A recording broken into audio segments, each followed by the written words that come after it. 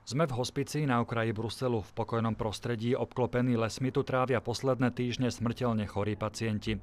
Stará sa o nich profesor Wim Distelmans, jeden z najväčších zástancov eutanázie v Belgicku. Tvrdí, že moderné technológie v mnohých prípadoch predlžujú utrpenie ľudí. V praxi sa stretáva s chorými pacientami, ktorí chcú zomrieť dôstojne. Wij hebben nu ongeveer 13 jaar ervaring met de euthanasiewet.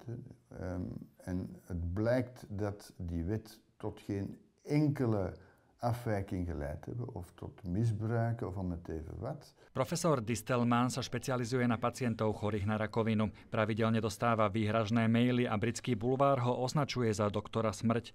Okrem Belgičanov má desiatky pacientov z iných európskych krajín, vrátane 2 smrteľne chorých Slovákov, ktorí ho kontaktovali cez internet. Podrobnosti o ich prípade klinika nezverejňuje s odvolaním sa na lekárske tajomstvo. Dat betekent niet dat je vanuit Slowakije telefoneert naar België en zegt ik kom morgen af voor mijn euthanasie. Nee, je moet in staat zijn om voldoende lang in België te verblijven, zodanig dat er een arts-patiëntenrelatie kan ontstaan. Belgicko uzákonilo eutanáziu už v roku 2002. Počet ľudí, ktorí ju podstúpili, postupne rastie. V lani ich počet presiahol už 1800. Niekoľko pacientov zomrelo aj v tejto nemocnici na okraji Bruselu.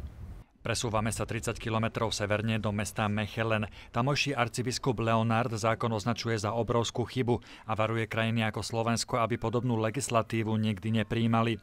Hovorí, že ľudia s psychickými problémami a deti nemôžu rozhodovať o vlastnej smrti.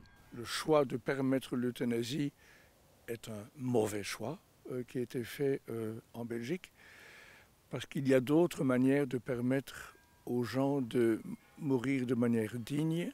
Arcibiskup má veľké obavy z budúcnosti. Podľa neho sa zvyšuje spoločenský tlak na chorých ľudí, trpiacich napríklad demenciou, aby predčasne ukončili svoj život. Accepter une législation qui permet l'euthanasie, c'est prendre un risque immense dans une société. Väčšina Belgičanov ale s postojom cirkví nesúhlasí. Podľa prieskumov je so zákonom o eutanázii spokojných viac ako 80% populácie. Tí súhlasia aj s asistenciou pri smrti u psychicky chorých pacientov. Štefan Hudec, RTVS Brusel.